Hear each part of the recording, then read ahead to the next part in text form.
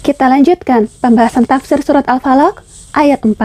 Dan dari kejahatan wanita-wanita tukang sihir yang menghembus pada buhul-buhul. Memahami Al-Quran dengan tafsir. Dalam surat Al-Baqarah ayat 102, Allah SWT berfirman, mereka mengikuti apa yang dibaca oleh setan-setan pada masa kerajaan Sulaiman. Dan mereka mengatakan bahwa Sulaiman itu mengerjakan sihir. Padahal Sulaiman tidak kafir, tidak mengerjakan sihir. Hanya setan-setan itulah yang kafir, mengerjakan sihir. Dari ayat ini terbukti bahwa di sana ada hakikat yang namanya sihir. Dan sihir ini bukan berasal dari usaha manusia, tapi dari makhluk yang di atas. Merekalah yang mengajarkannya kepada manusia dan membuat sihir ini tersebar di antara manusia.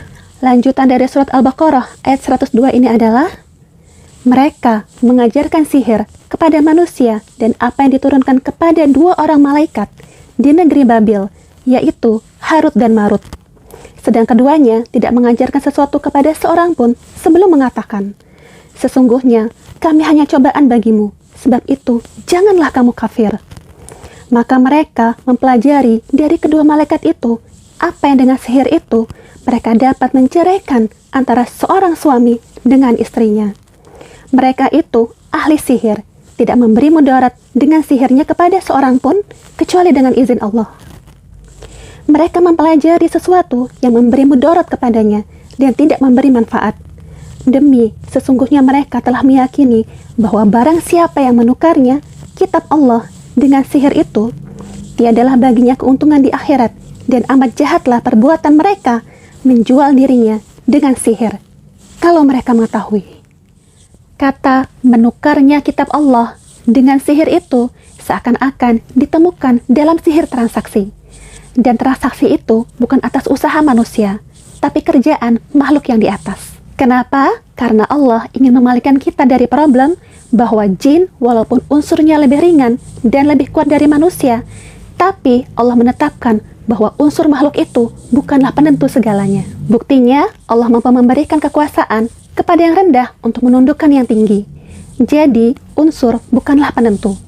Walaupun unsur dapat berjalan sesuai dengan sunatullah, tapi kalau Allah berkeinginan yang rendah menundukkan yang tinggi, maka sunatullah itu tidak berlaku, dan kehendak Allah lah yang terlaksana. Jin lebih ringan dan kuat dari manusia, karena tabiat jin terbuat dari api, sedangkan manusia dari tanah.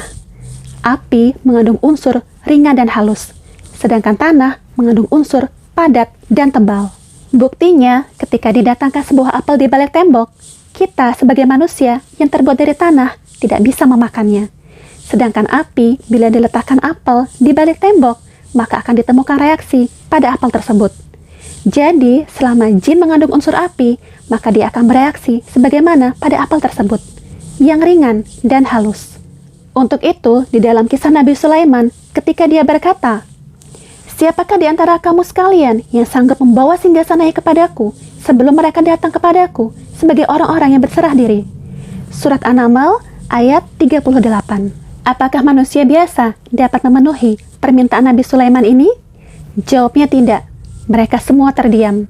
Lalu siapa yang dapat memenuhi permintaan ini?